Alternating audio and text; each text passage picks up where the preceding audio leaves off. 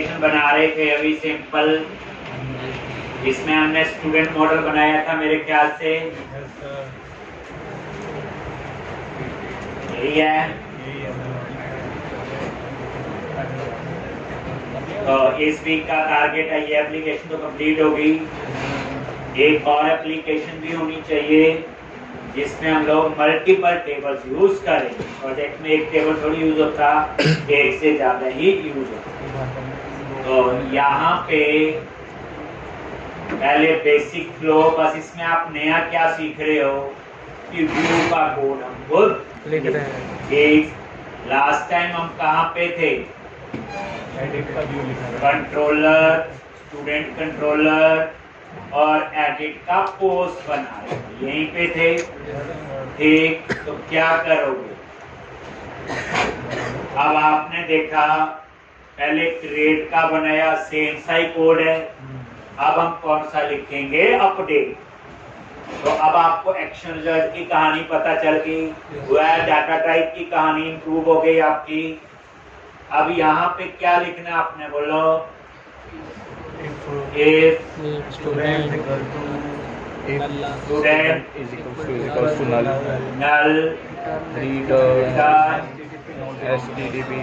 http not found। एक और यहाँ पे अगर नल नहीं है तो क्या करना है? क्या करेंगे? बोलो जल्दी आगे। लिखा हुआ पहले फाइंड करेंगे,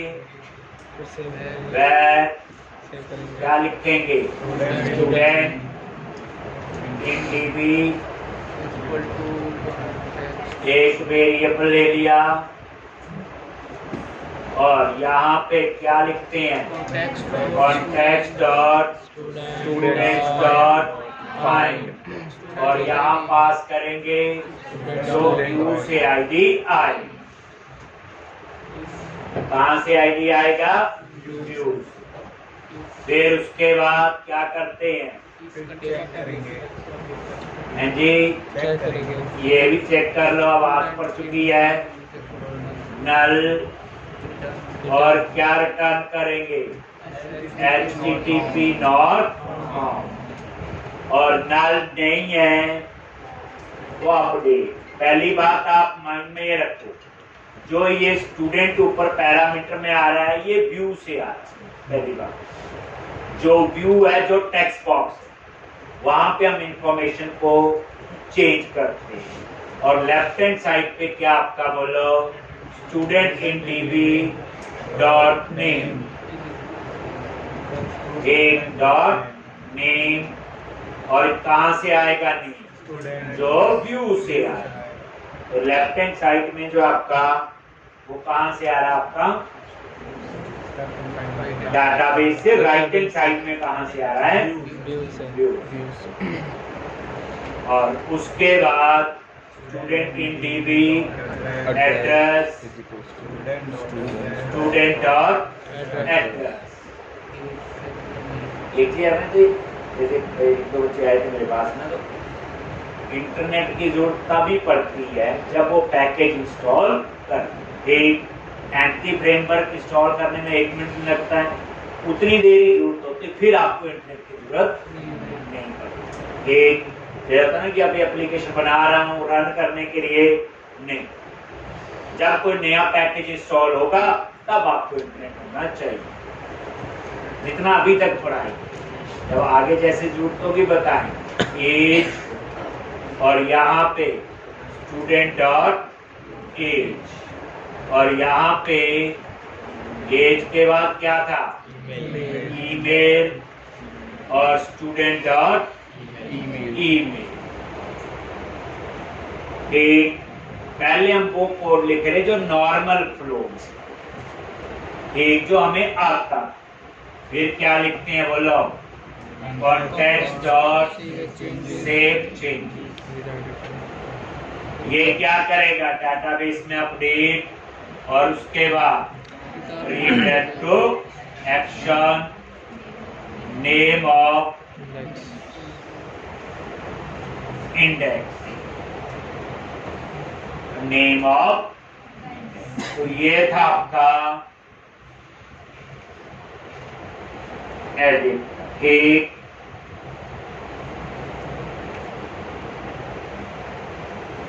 अब यहां ब्रेक पॉइंट लगा लो कि देखो पहले मैं वही फ्लो करवा रहा हूं जो हमें आता है। एक तो नहीं आता वो तो करना है अभी इसको, इसमें सिर्फ व्यू की प्रैक्टिस आपकी हो।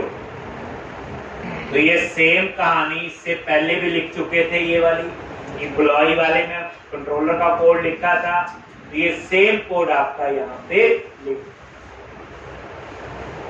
अब इसे रन करो,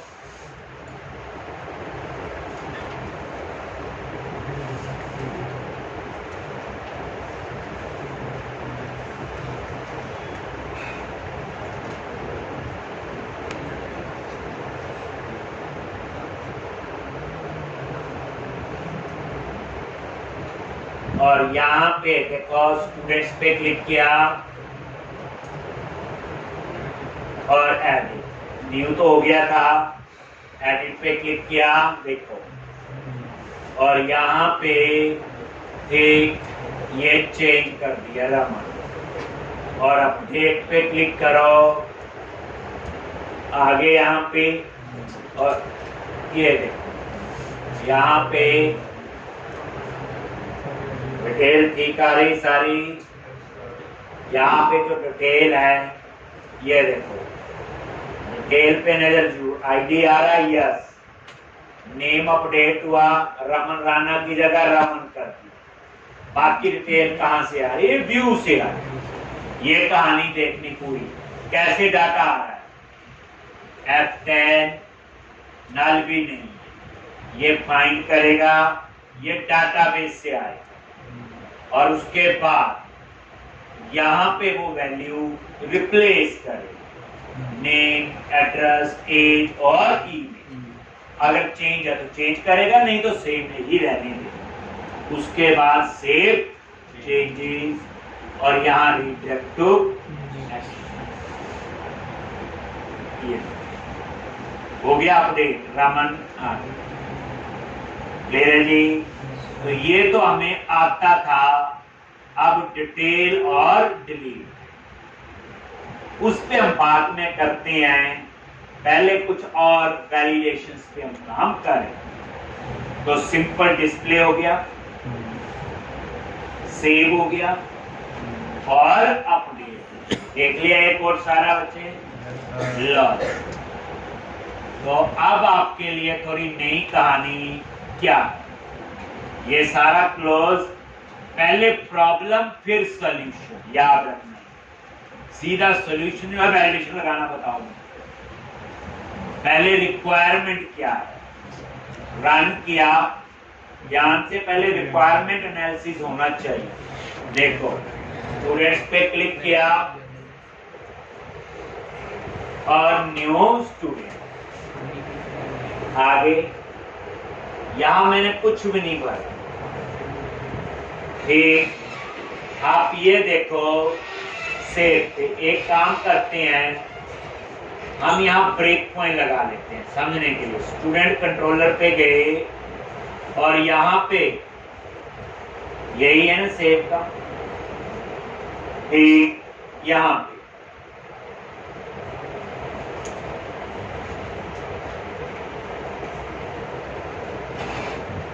क्लिक किया, न्यू,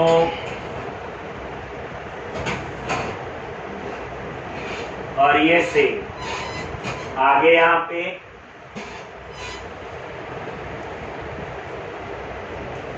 F10 नल नहीं है, लो जी ऐड, लेकिन यहाँ देखो स्टूडेंट में क्या आ रहा है, आईडी 0 आ रहा है, ठीक है, आईडी हमने पास नहीं किया। ठीक, नेम में नल आ रहा है, एड्रेस में भी नल आ रहा है, ईमेल में भी नल आ रहा है, और एज में 0 आ रहा है। ऐसे ही है तो बताया हुआ, ये सारा काम किसका होता है? डिफॉल्ट कंस्ट्रक्टर, जो क्या करता है, जो डिफॉल्ट वैल्यू इनिशियलाइज, जैसे इंटीजर को 0 कर दिया और स्ट्रिंग को नल। ठीक है, F10 सेव चेंजेस, ये और डाटाबेस में ये सेव हो गया। ये देखो एक रिकॉर्ड आ गया। अब तो लेकिन हमें तो वैलिडेशन लगानी है कि नेम को एम्प्टी नहीं छोड़ सकते, एड्रेस को एज, ईमेल, लेकिन यहां देखो ये तो खाली, तो इसके लिए हमें क्या आनी चाहिए? वैलिडेशन। एक वैलिडेशन होती सर्वर साइड, एक होती क्लाइंट साइड। इंपॉर्टेंट, पहले बात समझेंगे, बाकी बात की बात है। ठीक,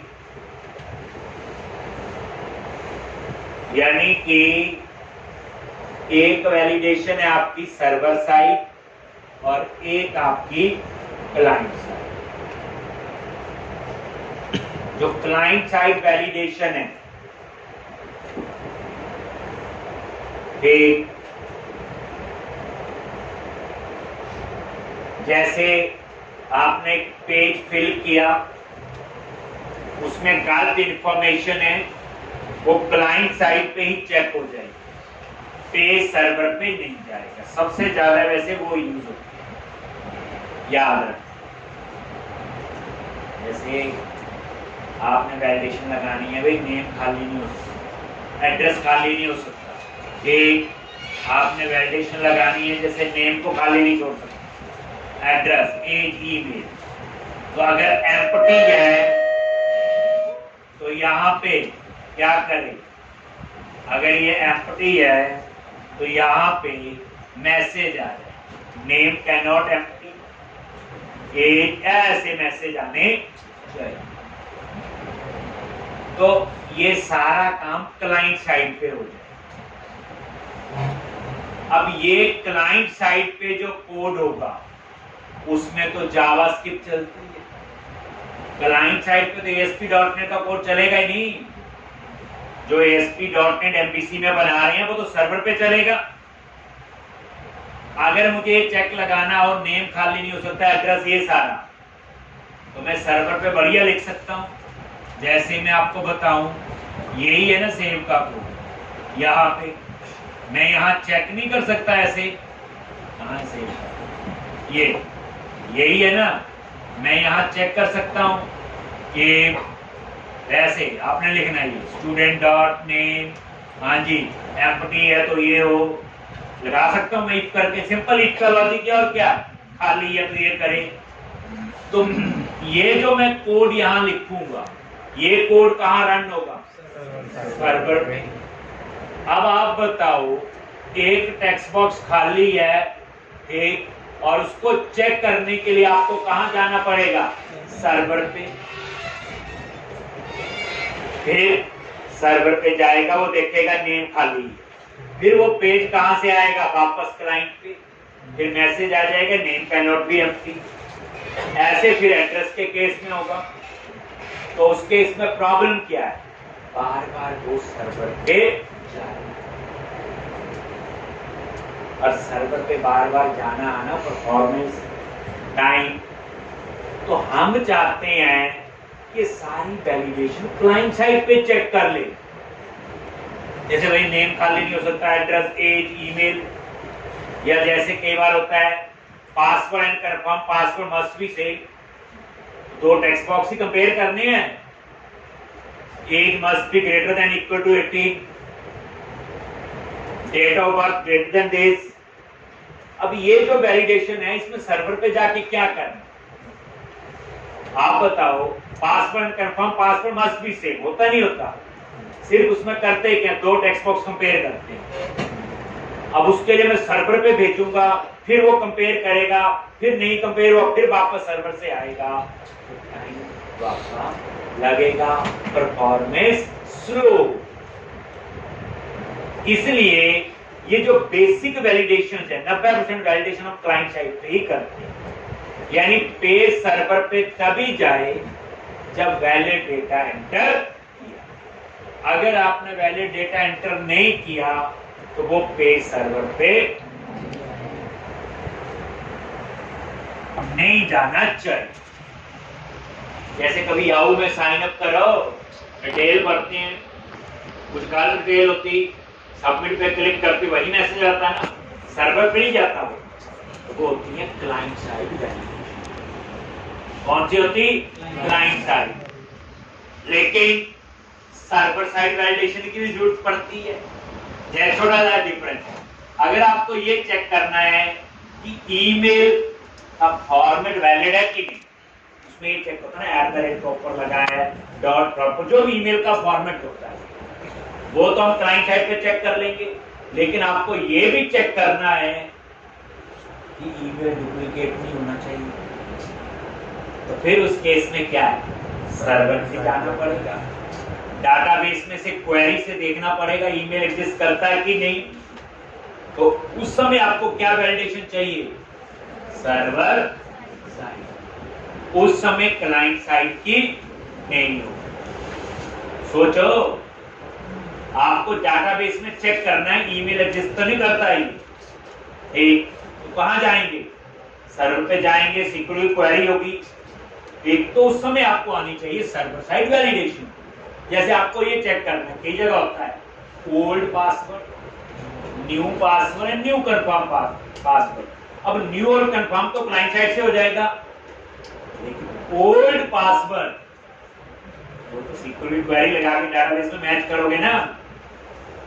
तो कुछ वैलिडेशन ऐसी है जो सर्वर पे होगी, कुछ क्लाइंट। एग्जांपल मैंने आपको दो दी, और वैसे मैं बताऊं 90% हमें क्लाइंट साइड पे ही जरूरत पड़ती है। और क्लाइंट साइड पे आपकी ASP.NET नहीं चलती, क्या चलेगी, जावास्क्रिप्ट। और समझा दी, क्लाइंट साइड वैलिडेशन और सर्वर साइड वैलिडेशन। एक सर्वर साइड का मतलब ये होता है बच्चे कि हम यहाँ लिख रहे हैं कोड, कोई इतना मुश्किल नहीं, लिखेंगे बताएं, क्लाइंट साइड को क्लाइंट। तो अब आपको क्या करना है, सबसे पहले मॉडल्स पे जाओ, प्रॉब्लम समझा दी। वैलिडेशंस क्या होते हैं, चेक्स होते हैं, ठीक। तो मैं शुरू में कहता है आपको अलग से पढ़ेंगे वैलिडेशन, डिटेल में पढ़ेंगे, और हर प्रोजेक्ट की डिमांड है, हर पेज की डिमांड। आगे students.cs पे और इस पे, तो मैं यहाँ पे वैलिडेशन लगा रहा हूँ, जैसे नेम को खाली नहीं छोड़ सकते, तो इस नेम के ऊपर रिक्वायर्ड, ये उसमें भी था PHP में,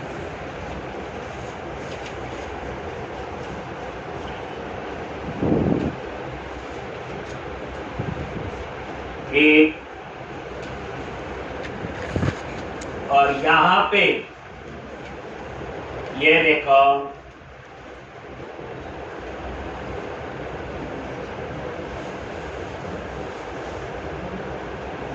ये इसका नेम स्पेस ऊपर ऐड कर। क्या था नेम स्पेस, याद रखना, system dot component model dot data annotation. कोई पूछे वैलिडेशन के लिए कौन सा नेम स्पेस होता है, system dot component model dot data annotation. तो नीचे क्या किया मैंने, रिक्वायर, ये इसमें रिक्वायर का मतलब क्या है, इसको खाली नहीं छोड़, ऐसे ही से ऊपर लगाना है, जैसे एड्रेस को भी खाली नहीं छोड़ सकते, तो ऐसे एक, ऐसे ही एज,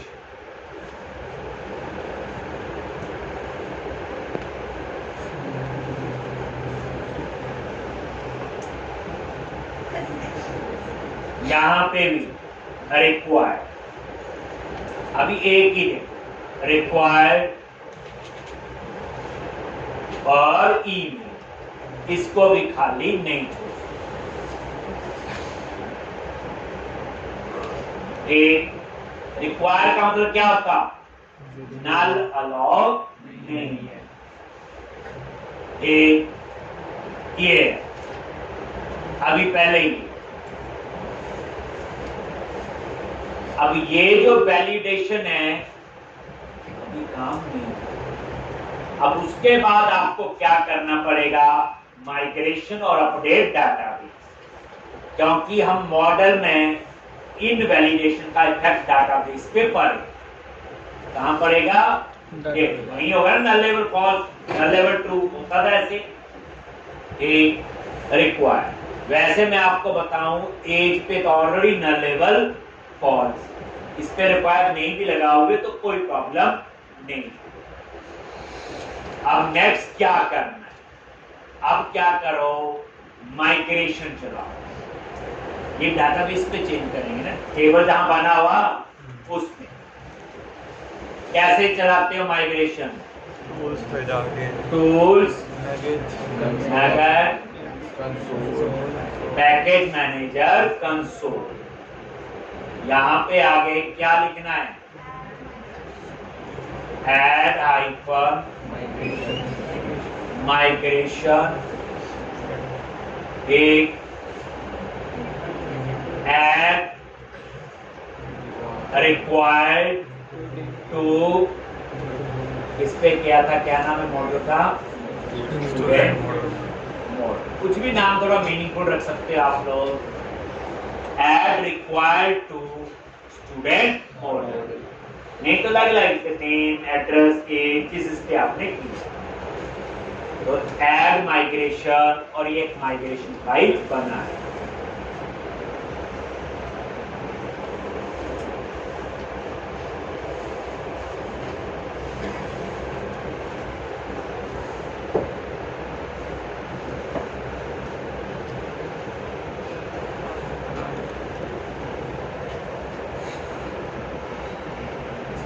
और यहां पे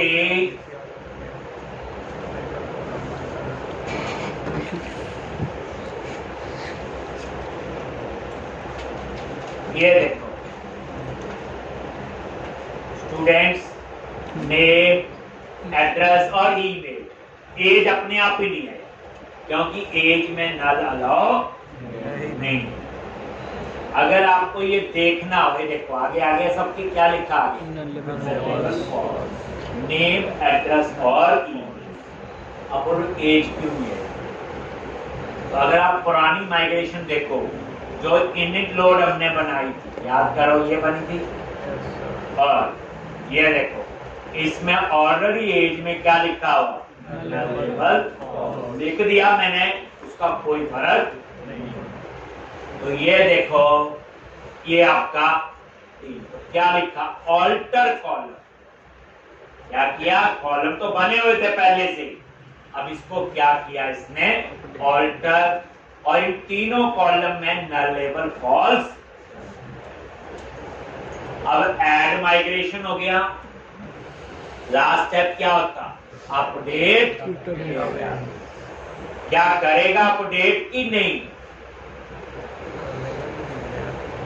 तो लिख लेते हैं, एरर आएगी तो देख लेंगे, अपडेट डेटा।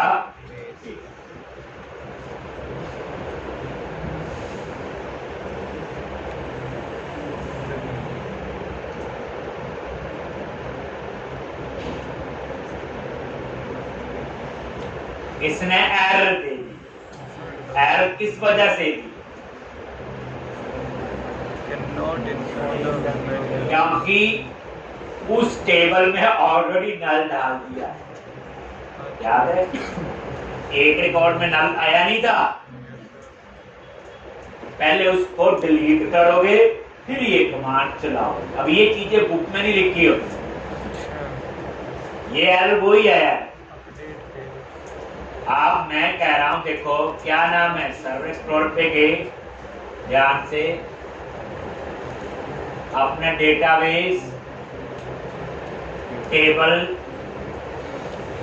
वैलिडेशन सीख रहे हैं, क्लाइंट साइड पहले। अब 2 दिन आज और कल का काम हमारा वैलिडेशन पे चले।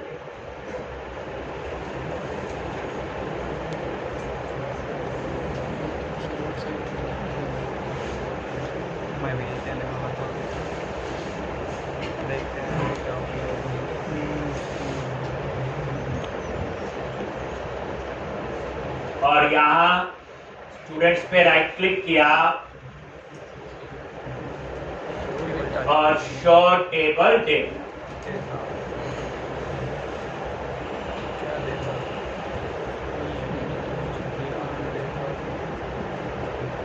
और ये देखो तीसरे रिकॉर्ड में नेम में क्या है, नल।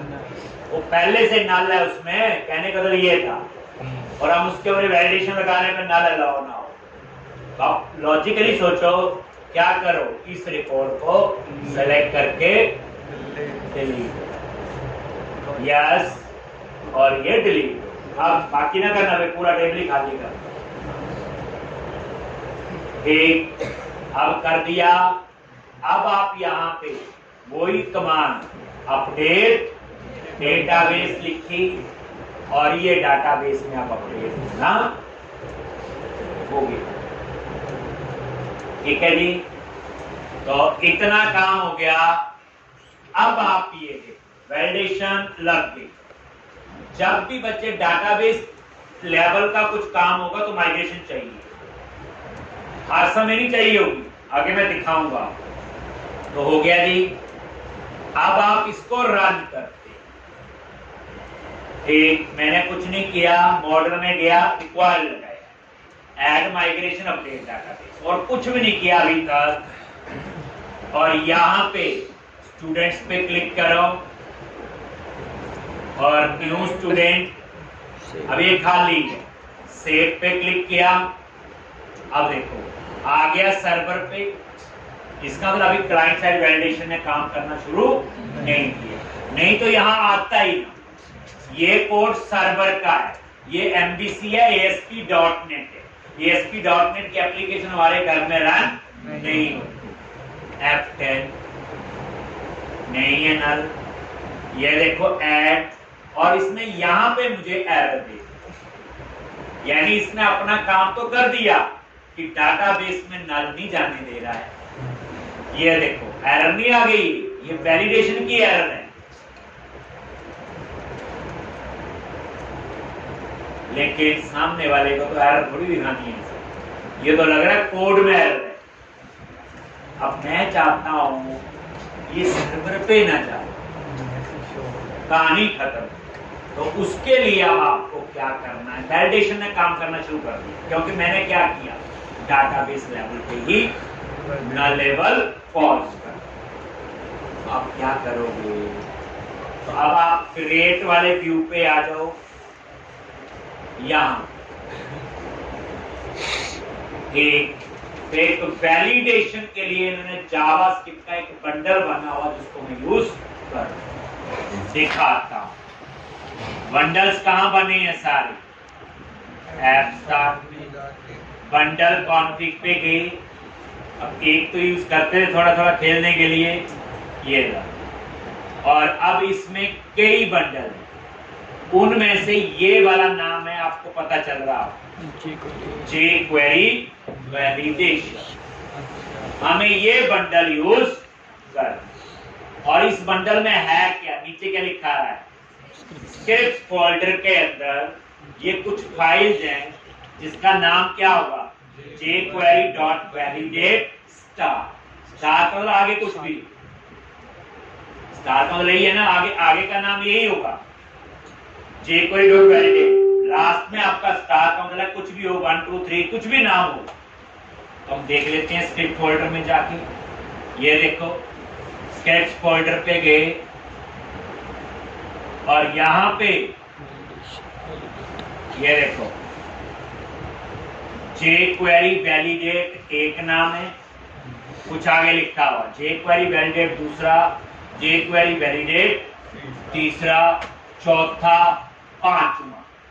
यानी इस बंडल में 5 फाइल है। कितनी फाइल है, 5। नाम देख लो ना, jQuery.validate, जिसका भी नाम यहाँ jQuery.validate है, आगे रेस्ट कुछ भी लिखा है, स्टार का मतलब ये है, वो इस बंडल में ऐड होगी। इसका मतलब है कि सारा वैलिडेशन का काम जहां इन्होंने इसके अंदर लिखा हो वो छोड़ो, जब अपनी वैलिडेशन बनाएंगे तब हम देखेंगे। ठीक, तो ये इस बंडल में एक नहीं, ये जो 4-5 फाइल है जिसके नाम का jQuery.validate है, वो आपका यहाँ पे आ गया।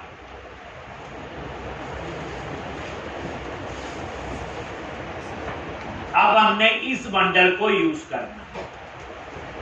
तो हमने एक चीज और पढ़ी, इस बंडल को लेआउट में ऐड कर, क्या पता लेआउट में ऐड हो, देख लेते हैं। क्योंकि जो चीज लेआउट में ऐड है वो तो ऑटोमेटिकली एक्सेस होगी हर पेज पे। कैसे जाओगे? व्यूज, शेयर और लेआउट। आगे ये बंडल ऐड है और ये हमें पता है बूटस्ट्रैप के लिए, याद है?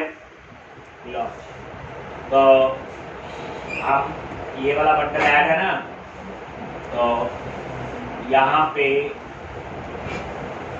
मैच ठीक, मतलब ये बंडल जो है लेआउट में ऐड। और देखो कौन सा है बच्चे?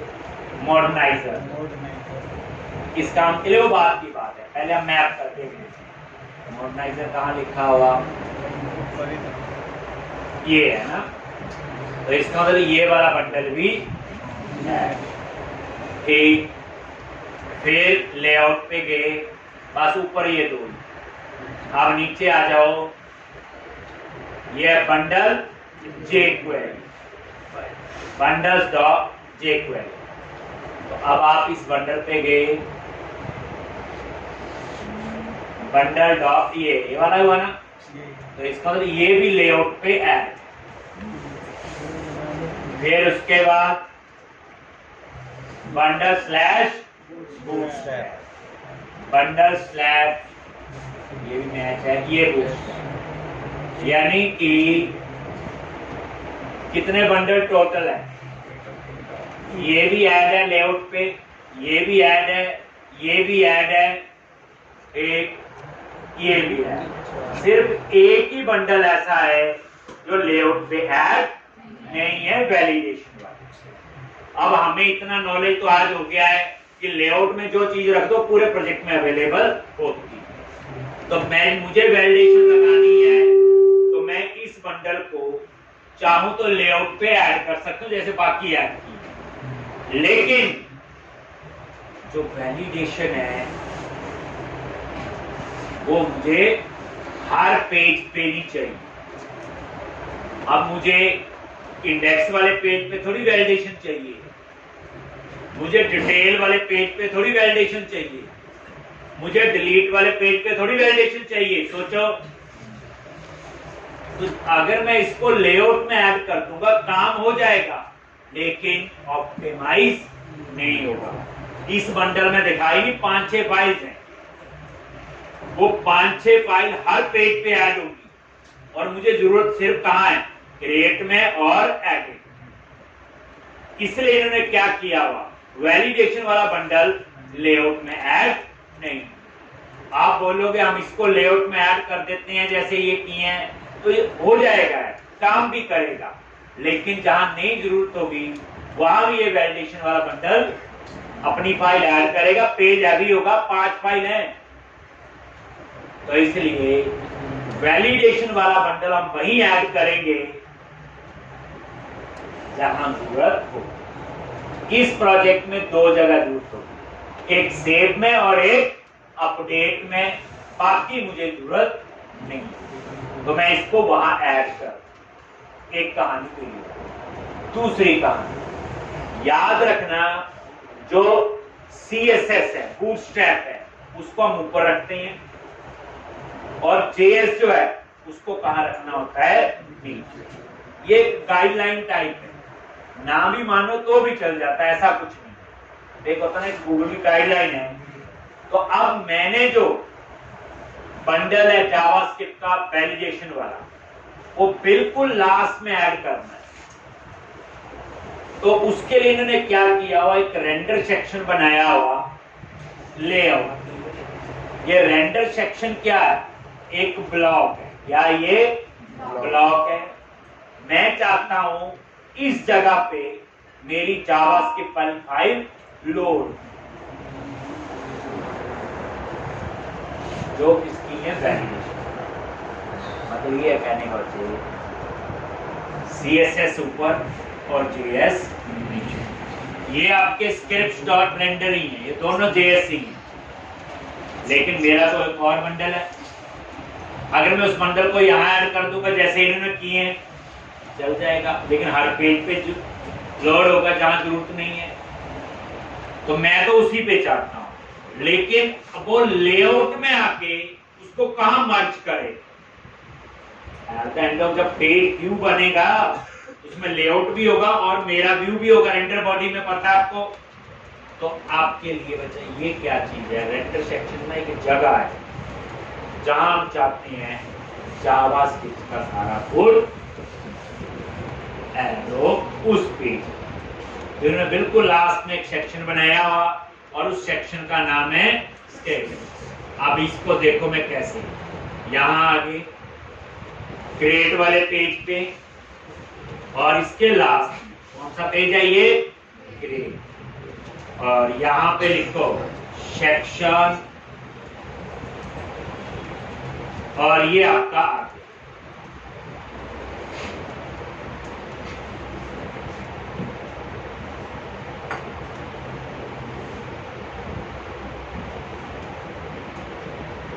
सेक्शन स्क्रिप्ट,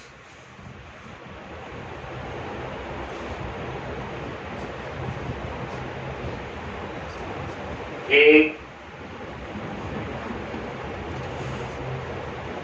सेक्शन स्क्रिप्ट, और ये जो स्क्रिप्ट है ऐसे नहीं भी कुछ भी लिख दो, ये बड़ा नाम है जो भी।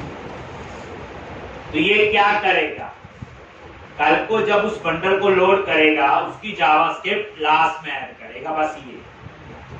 अगर मैं ये नहीं बनाऊंगा तो पेज में वो कहीं पे भी ऐड कर, अब सिर्फ इस लास्ट में ऐड करेगा।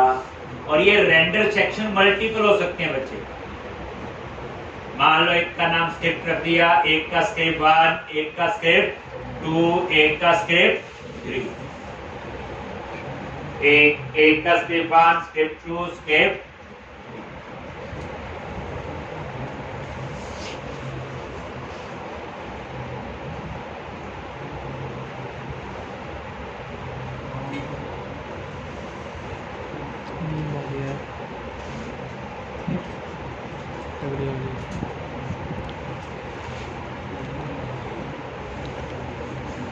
लोडो तो लोगों नहीं है कुछ।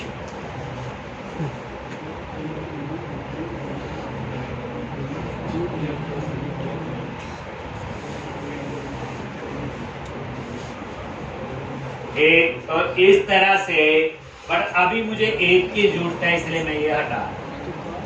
एक ये जो है ये कोई कीवर्ड नहीं है, इसका नाम ABC, तो यहाँ पे भी फिर इसका नाम क्या लिखोगे, ABC, बस ये आप, ठीक है।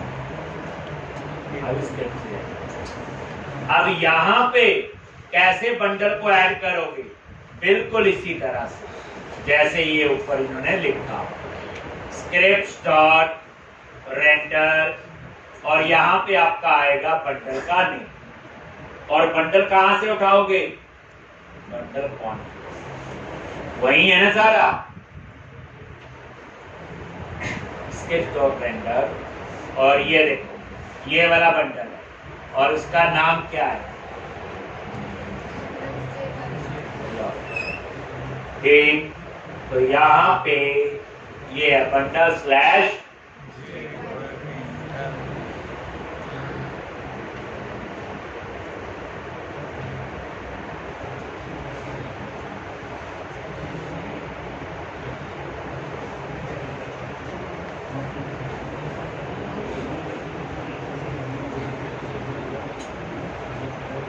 ले रहे हैं। अब यहाँ पे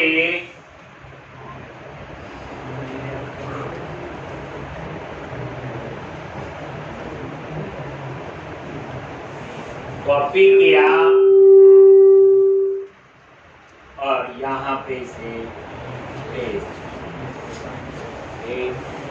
क्या हुआ, अब ये बंडल तब लोड होगा जब क्रिएट वाला व्यू लोड करेगा, और इस बंडल का जो जावास्क्रिप्ट होगी वो सारी कहाँ लिखी जाएगी, बिल्कुल लास्ट में उस सेक्शन के अंदर जो सेक्शन में ना ये तो रेंडर सेक्शन में ऐसा कुछ नहीं है कि जगह है, जो है मार्क कर दी जगह, तो उस जगह पे जावास्क्रिप्ट लोड होनी चाहिए। अब आपके वैलिडेशन के मैसेज आने शुरू हो जाएंगे। ये वाला बंडल सिर्फ इसी पर पेज पे अलाउ है, बाकी किसी पे अलाउ नहीं है। देखो जी, रन करो इसको।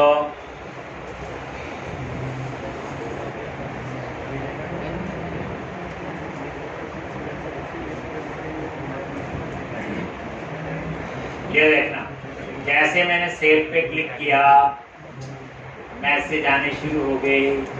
ये जावास्क्रिप्ट का जो बंडल ऐड, देख लो आगे message. The name field is required, address field is required, age is required, और ये किस वजह से आए? जावास्क्रिप्ट के बंडल। वैलिडेशन ने तो काम कर दिया, अब सर्वर पे नहीं गया।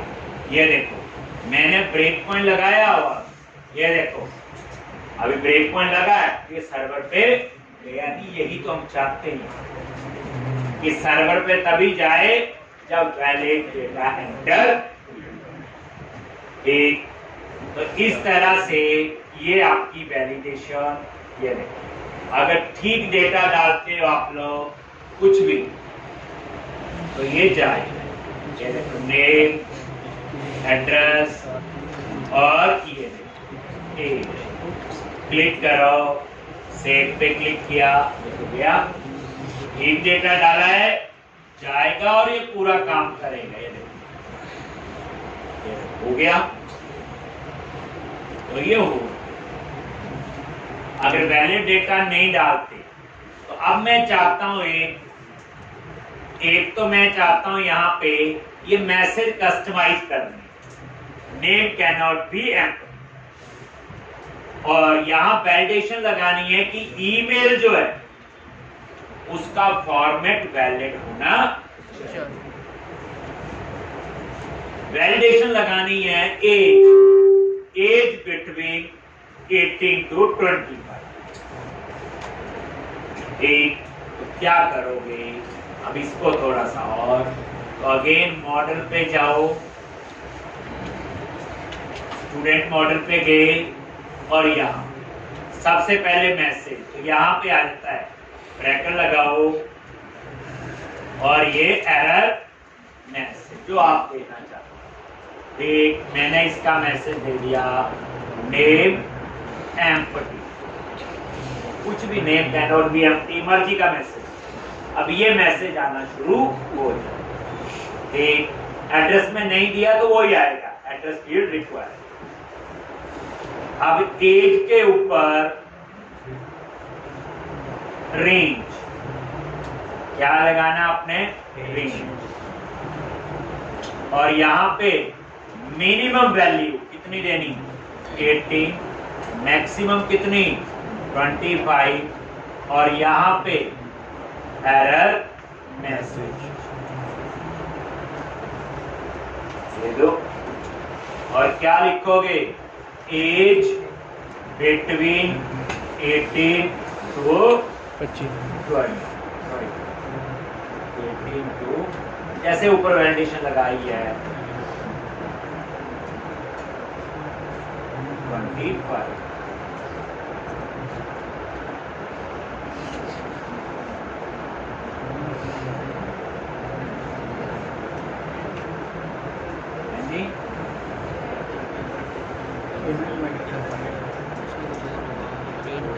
कह रहे, और यहाँ पे ईमेल,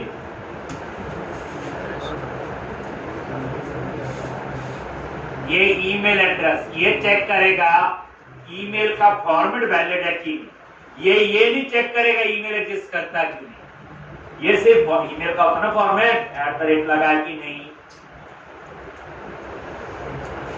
अब इन वैलिडेशन के लिए आपको माइग्रेशन की जरूरत नहीं है, इसमें डाटाबेस लेवल पे कुछ भी चेंज नहीं। आप माइग्रेशन चला भी लोगे तो भी कोई फर्क नहीं पड़ेगा।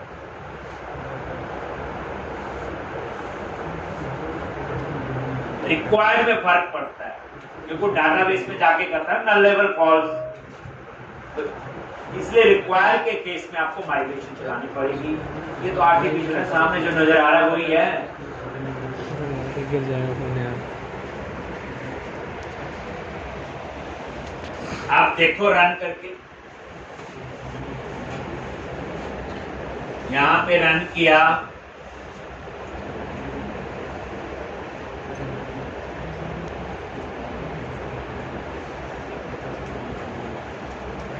स्टूडेंट्स, और क्या आएगा न्यू। ये देखो एक के ऊपर दो दो भी हो सकते हैं, रिक्वायर भी है और ईमेल भी है, पॉसिबल है। देखो अभी रिक्वायर चला और ये मैसेज चेंज हो गया, नेम एम्प्टी, एक, और यहां पे आपने नेम एंटर कर दिया, कोई भी ये एंटर कर दिया, यहां पे एड्रेस, ये एड्रेस। अब एज फील्ड रिक्वायर लिखा है, मैंने एज 15 लिख दी, मैसेज चेंज हो गया, एज बिटवीन 18 to 25, समझ आ रहा है। मैंने लिख दिया जी 24। अब ठीक है, मैंने यहाँ पे ईमेल का फॉर्मेट नहीं वैलिड किया, तो यहाँ आ गया email field is not a valid email address, या हम खुद लिख रहे हैं please enter valid email address. ये देखो अगर वैलिड कैसे काउंट होगा, @ ठीक, जैसे लिख दिया मैंने gmail.com वैलिड। ठीक, आप ये चाहते हो कि ईमेल पे भी मर्जी का मैसेज देना, लो एरर मैसेज, क्या लिखोगे, एंटर वैलिड ईमेल एड्रेस। ठीक,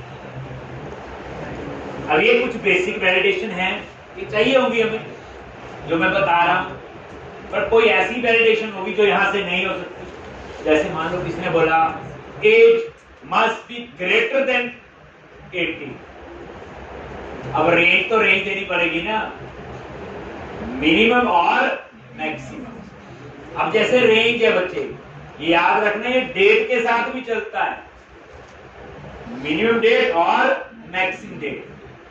जैसे होता है date of birth between this and this, वहां भी करेगा। लेकिन अगर आपको ये चाहिए age must be greater than equal to 18, बस वो 25 भी हो सकती, 30 भी, 40 भी, तो उस केस में रेंज वैलिडेटर काम नहीं करेगा। फिर उसके लिए हमें आनी चाहिए कस्टम वैलिडेशन, अपनी बनानी आनी चाहिए।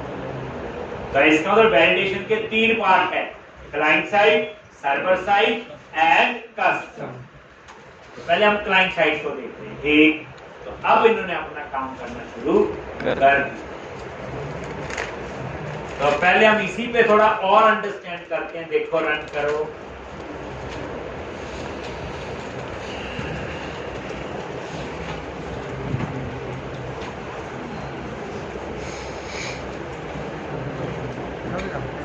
न्यू खाली है, ये देखो आ गया एक, और ये देखो यहाँ पे कुछ भी नेम दे दिया, वैलिडेशन अब पता ही है चल ही रही है, पीछे बढ़ा हुआ सर, और यहाँ पे ये देखो सेव आ रहा है, ठीक, और अंडरस्टूड है ये सेव तो कर दिया जी।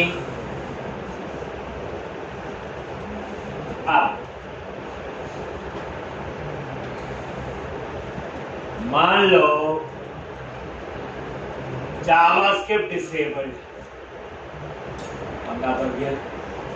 इतनी मेन से आपने किया, ब्राउजर है, आपका ब्राउजर है, मैं क्या कर सकता हूँ, मेरा ब्राउजर है, ब्राउजर में हम जावास्क्रिप्ट नेवर डिसेबल कर सकते हैं, और कई बार हम नहीं करते, अपने आप ही हो जाती है। कई बार मैसेज आता है कुकी जावास्क्रिप्ट हार्मफुल है, ये है, वो इतनी बड़ी अंग्रेजी लिखी है तो हम ओके कर देते, वो क्या करता है, वो डिसेबल कर देता है, हमें पता भी नहीं होता।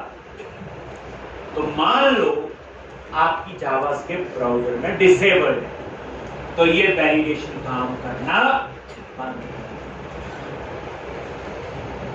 क्या करें, लो अभी तो ठीक है, देखो खाली नहीं जाने दे रहा सर्वर पे, नहीं जाने दे रहा ना।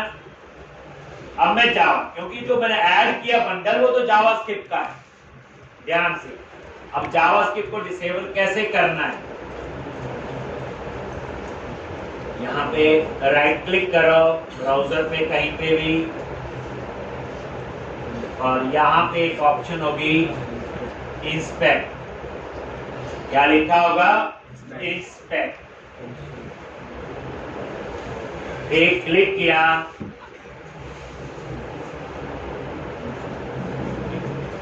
और ये आ गई विंडो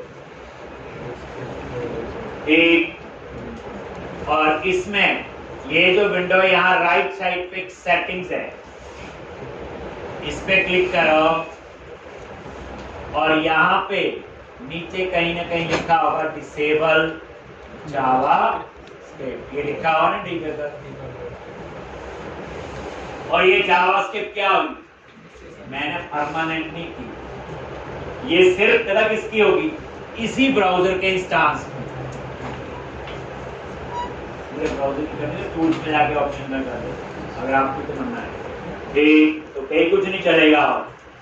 तो मैं सिर्फ आपको ये टेस्टिंग करवा के दे रहा हूँ कि गलती से अगर जावास्क्रिप्ट डिसेबल्ड तो ये डिसेबल सिर्फ इसी इंस्टांस की, जब तक ये ओपन है चलेगी, बाद में ये अपने आप ही इनेबल हो जाएगी। ठीक, ये देखो,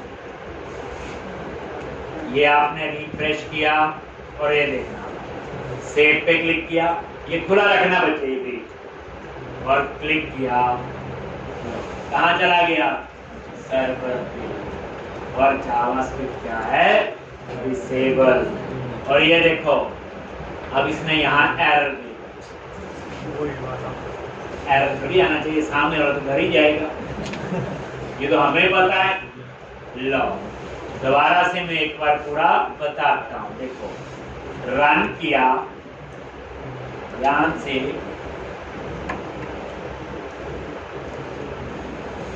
स्टूडेंट्स पे क्लिक किया, सारे लोग क्लाइंट साइड पे वैलिडेशन लगाते हैं, कोई मुश्किल नहीं, लेकिन क्लाइंट साइड पे जावास्क्रिप्ट डिसेबल्ड होगी तो गलत डेटा सर्वर पे जाए। ये अब नहीं जा रहा है, अब डिसेबल नहीं है जावास्क्रिप्ट। अब मैं इसको टेम्परेरी डिसेबल करूंगा, कैसे, इसी ब्राउजर को ओपन करो, राइट क्लिक और इंस्पेक्ट पे क्लिक किया, और ये सेटिंग्स आ रहा है, ये राइट कॉर्नर पे होगा, इसके सेटिंग्स लिखा हुआ, और यहाँ पे ढूंढी लोगे, यहाँ पे डिसेबल जावास्क्रिप्ट, डिसेबल जावास्क्रिप्ट हो गया जी। अब आप देखो, उसको बंद नहीं करना, और इसको एक बार रिफ्रेश करो, और आप देखो जैसे सेव पे क्लिक करोगे तो सर्वर पे, और सर्वर पे चला गया तो यहाँ पहुंचेगा यहाँ पे।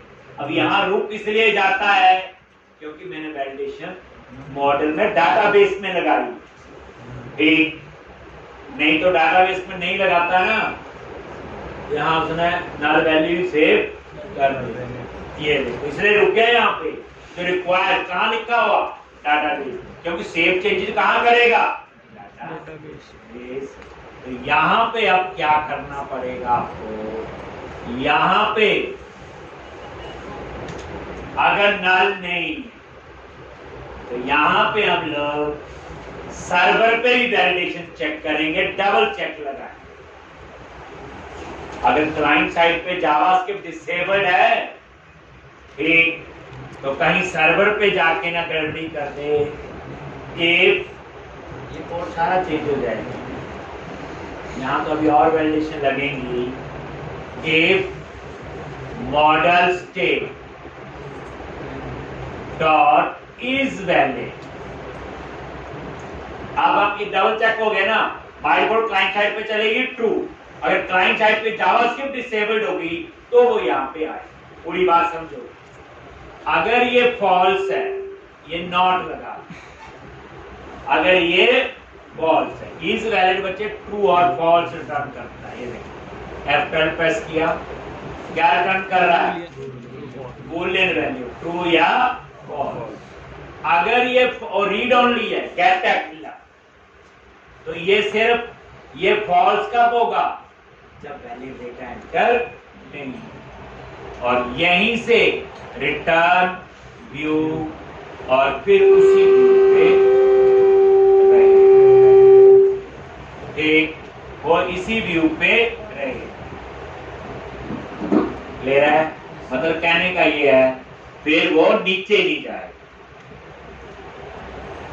तो इज वैलिड, अगर ये फॉल्स है, नॉट लगा देना आगे। अब क्या करेगा? अब ये सर्वर पे चला भी गया, तो ये नीचे वाला कोड, मेन कोड तो इसके लिए संभाला था सारा, यही तो डाटाबेस में सेव कर रहा है। ठीक, तो पहले क्लाइंट साइड पे चेक करेगा वैलिडेशन, किसी के ब्राउजर में जावास्क्रिप्ट डिसेबल्ड होगी तो वो सर्वर पे जाएगा और वो उसी व्यू पे रहेगा जिस पे है। एक बार आप इसे टेस्ट करें, कहानी पूरी प्रैक्टिस करनी इसकी। ये देखो स्टूडेंट, न्यू स्टूडेंट, अब ये क्लाइंट साइड पे चल रही है, ठीक है, नॉर्मल चलेगा। जावास्क्रिप्ट डिसेबल, राइट क्लिक करो, इंस्पेक्ट,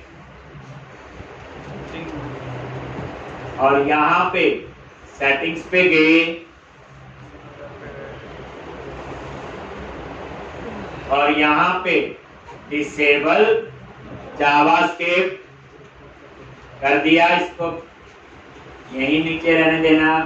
ये देखो रिफ्रेश किया और अब देखो क्लिक किया, आ गया सर्वर पे F10, और ये वैलिड नहीं है तो यहीं से वापस हो जाएगा रिटर्न व्यू, और नीचे का कोड नहीं चलेगा। और ये देखो वापस उसी व्यू पे जाए, ये लो मैसेज आ गया ना वही, यानी वापस उसने वापस क्लाइंट साइड पे हिट कर दिया।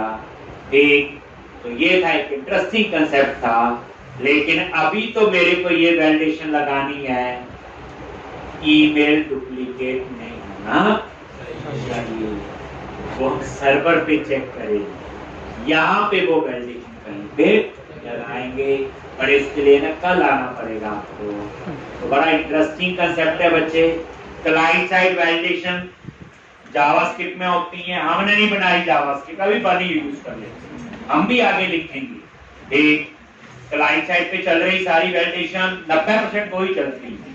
ठीक, पर क्लाइंट साइड पे अगर गलती से किसी की जावास्क्रिप्ट डिसेबल्ड हो तो इस लाइन का ये कमाल, इसका कमाल है ये इस लाइन का। ठीक, तो बड़े ढंग से कंसेप्ट इंपॉर्टेंट था, कोड तो था ही नहीं, थोड़ा सा मॉडल में चेंज किया, माइग्रेशन चलाई और एक बंडल नीचे ऐड किया और एक लाइन, इसलिए इसमें कोड नहीं था, कंसेप्ट आपका इंपॉर्टेंट था। तो कल हम लोग इसमें ही आगे करेंगे।